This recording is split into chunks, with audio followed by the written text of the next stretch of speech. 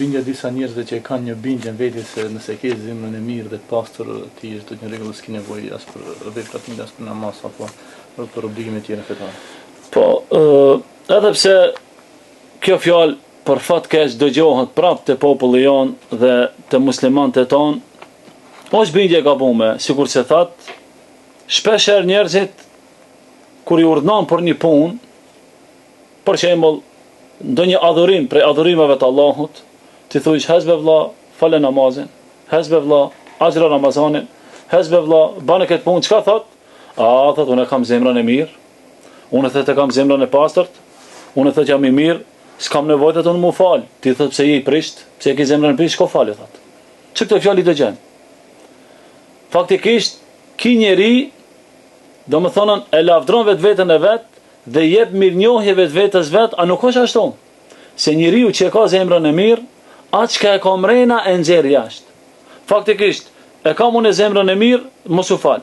E kam zemrën e mirë, mos agjëro. E kam zemrën e mirë, mos respekto. E kam zemrën e mirë, shaj babën dhe shaj nanën. E kam zemrën e mirë, mos respekto prindërit e tu.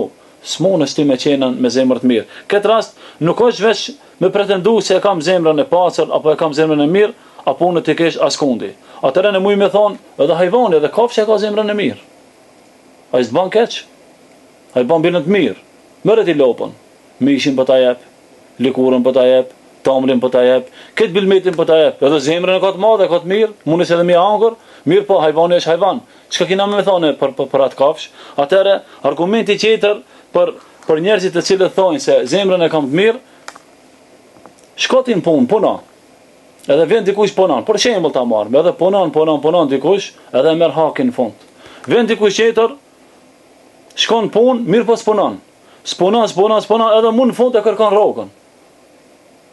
Edhe tash, ai i cili jep rrogën, drejtorin këtë rast, apo shefi i asaj pune, i thot, për ti s'ka rrogë. Po ti s'ka rrogë, unë kam zemrën e mirë. Zemrën e kam pastërt. Me këtë fjalë, nëse i thot shefit, unë e kam zemrën e mirë, e kam të pastër, as ke punu një muj, s'ke punu as një punë. Edhe puna jote nuk është duken në vendi ku punon, duke pretendu dhe duke thonë se unë e kam zemrën e pastër, atëre çka? Thot, unë thot, rrogën s'ki me marr, a thot i zemrën mbaj për veti. Thot, unë e du punë, zemrën e mirë mbaj për veti ti, unë e du punën. Që kështu është edhe te Islami. Neve nuk duhet mu marrë me kësaj bindje, nuk duhet mu marrë me kësaj fjalë se e mashtrojmë vetveten dhe e mashtrojmë shpirtin ton. Ti mundesh me mashtru me më thon zemrën e mirë, se unë s'kam rentgen me ta shiku zemrën. Ama rentgeni çka ta shikon zemrën, e ke të mirë, e ke të keqe, ose Allahu dhul xhelal. Për këtë edhe ne duhet që u përkujtojmë shiku dëgjuesve ton se ata mos mashtrohen me fjalën e kam zemrën e mirë, e talojnë urdhin e Allahut dhul xhelal anash, por zemra e mirë nxjerret nga goja. Ai i cili e ka zemrën e mirë edhe punon. Ai i cili e ka zemrën e mirë edhe fol fjalë të mira, se fjalët e mira dhe fjalët e hajrit nuk dalin përpasi prej zemrës.